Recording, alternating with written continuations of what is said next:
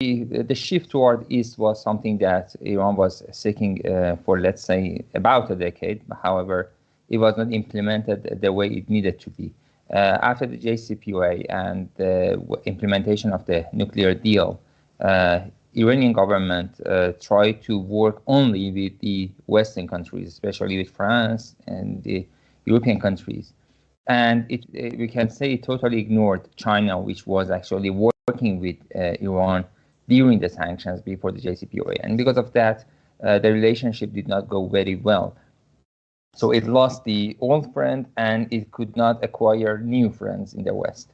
And we all know that what happened after that. The European countries did not actually work and didn't adhere to the JCPOA, and after a while they all left. They left all the deals and everything that they had, and they were supposed to actually do based on the JCPOA.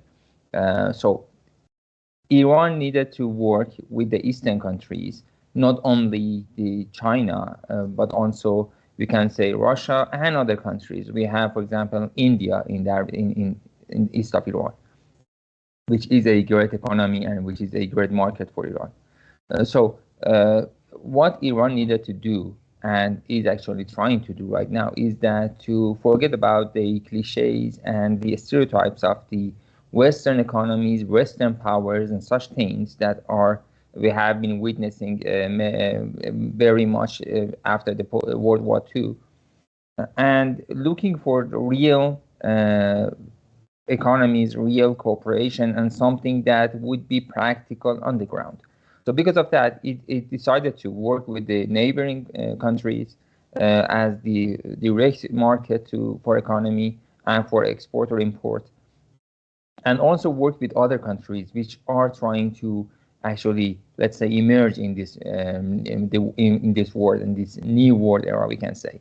So we have BRICS country, for example. We have Shanghai Cooperation Organization. And we have, of course, these are organizations. We have also countries like China, India, as I said, and many other countries that we have always ignored, we can say, traditionally. We have ignored them. We did not work with them. So the importance and the significance of shifting toward East is to find new markets and to work with new partners in a way that it would be more practical and more fruitful, not only for Iranians, but also for the other sides. So it is like this, that there are a lot of cooperation. And when we talk about cooperation, it's not just about economy. It could include politics, military cooperation, security cooperation, and many other things, even social and cultural issues.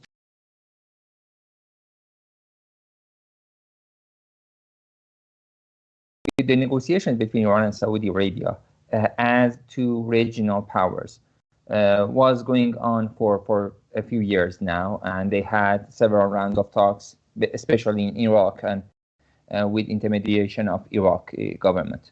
But it did not actually bear any fruit, and it did not come to a result at the end of the day. Either Iraq or Oman did not finish the job, we can say, maybe because the two countries were not as powerful as it was needed to push the two countries, Iran and Saudi Arabia, toward an agreement and toward finalization of the discussions. So China played that role and made it possible for the two countries to come to a conclusion regarding the agreement. The point is that it is very good for the region, not only for these two countries. The two powers of the region now are able to work with each other. And if they work with each other, it would translate into internalization of the security of the region. They would cooperate with each other to put an end to Yemen war, and it would lead to more peace in the region and less conflicts in the region. And after that, let's say, we can say when you reduce the volatility of the region, it would result in more trade and more economy for the region. So everything would be in favor of the region.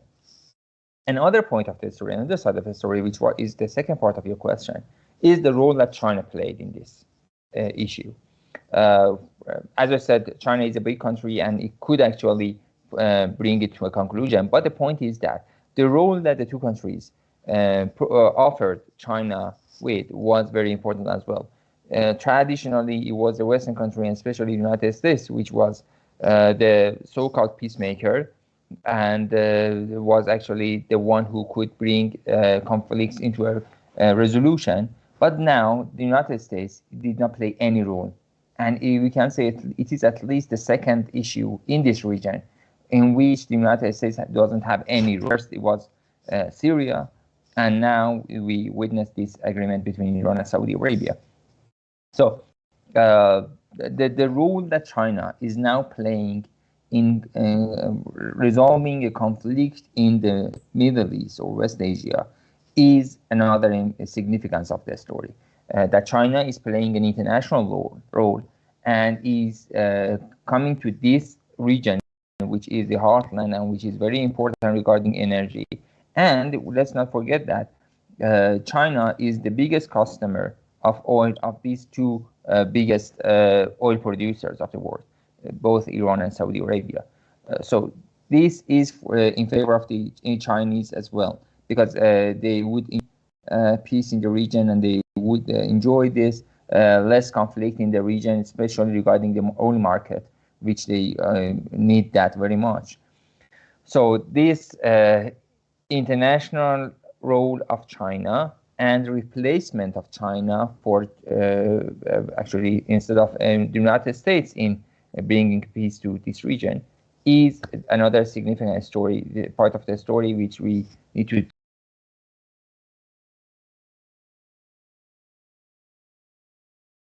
of management, management. In international department, we decided to add some points actually to the activities. What we call it technically citizen diplomacy. There are many non-Iranian citizens living in Iran, in Tehran. Part of them, the majority part of them are the migrants, and they have also people like, for example, the diplomatic missions and their families, businessmen and their families, foreign students. And we have thousands and thousands of people. We can say we have hundreds of thousands of foreigners who are living in Tehran, but they did not have this direct touch with the municipality, which is responsible for their citizenship and for the life experience that they have in Tehran. We decided to do our best to provide them with the opportunities to know Tehran as much as possible, to have a better understanding and life experience in city of Tehran as the capital city of the Islamic Republic of Iran. So it was actually, let's say, implemented in form of some tours, visit Tehran for different cohorts of people, like, for example, for students, for diplomatic missions, and so we are trying also to provide them with contents, like, for example, the I don't know, the brochures, catalogs, or I don't know, websites and social media content could actually introduce to them what opportunities are in Tehran to be used by. And the mindset behind it actually is that by following citizen diplomacy, you can introduce the cultures to each other, to one another, and would actually help to formation of peace between nations. If nations are better and better, the possibility of conflict would reduce. Sustainable peace would actually increase. So that's the role that public diplomacy is supposed to play. That public diplomacy can be used in governance so that it leads to among the nations. So that's how we are trying to do this. The citizens living in Tehran and also